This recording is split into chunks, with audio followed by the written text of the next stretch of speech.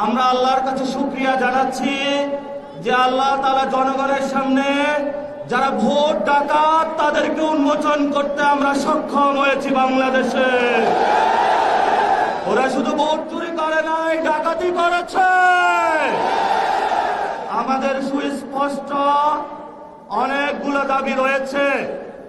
আজকে নির্বাচনের পরে 11 দলীয় যে ঐক্য রয়েছে, আমরা জনগণের সামনে উপস্থিত হয়েছি।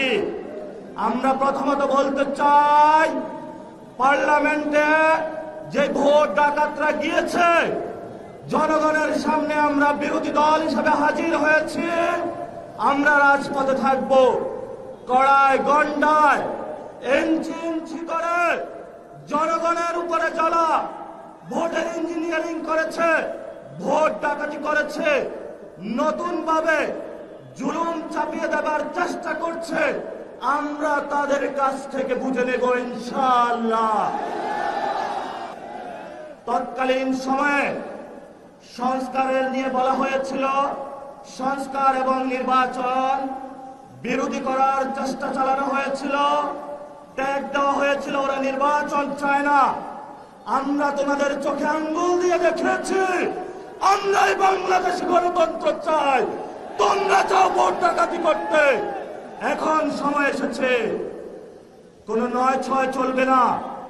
সংস্কারে জনগণে যে হ্যাঁ ভোটে ম্যান্ডেট দিয়েছে, দ্রুত বাস্তবায়ন করতে হবে। সাথে সাথে বাংলাদেশে সন্ত্রাস, চাঁদাবাজি, দখলদারিত্ব বন্ধ করার উদ্যোগ নিতে হবে। এবং নির্বাচনের আগে আমরা এই বাইতুল মোকাররমে দাঁড়িয়ে একটি প্রটেস্ট করেছিলাম। ভোট ডাকাতির জন্য আমাদের জামাত ইসলামের এক ভাইকে খুন করা হয়েছিল। আমরা বলেছিলাম, আমরা আবার আসবো, দ্বিগুণ হয়ে আসবো। এসেছে দ্বিগুণ হয়ে। আমাদের ভাইয়ের হত্যার বিচার বুঝে নিতে হবে। রাজপথ সংগ্রাম জারি রাখতে হবে।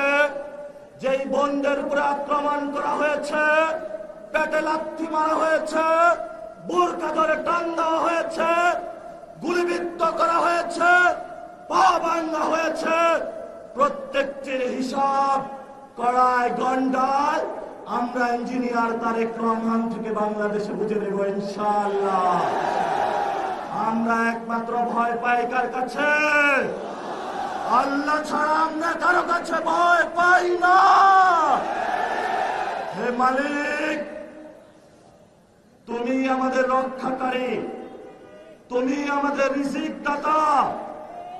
যারা এই বাংলাদেশে জনগণ 17 বছর অপেক্ষা করেছিল, আমাদের অধিকার ছিনিয়ে নিয়েছে, ভোট ডাকাতির মাধ্যমে ভাইদেরকে হত্যা করেছে। আরশের মালিক তোমার মালিকের বিচারে আমরা বিচার রেখে গেলাম। তুমি তাদের দৃষ্টান্তমূলক শাস্তি বাংলার মাটিতে জনগণের সামনে করবে। আমরা আজকে তোমার মসজিদের সামনে বিচার রেখে গেলাম। বাংলাদেশের মানুষ হতাশ হবেন না। লা তাহজান, ইন্নাল্লাহা মা'ানা। আল্লাহ আমাদের সাথে আছেন। শক্তি বাড়ান, ভয় নাই, জয় করব। আমরা ইনশাআল্লাহ দ্বিগুণ হয়ে পার্লামেন্টে যাব। সবাইকে আসসালাম। সবাই দোয়া রাখবেন। আসসালামু আলাইকুম ওয়া রাহমাতুল্লাহি ওয়া বারাকাতুহু।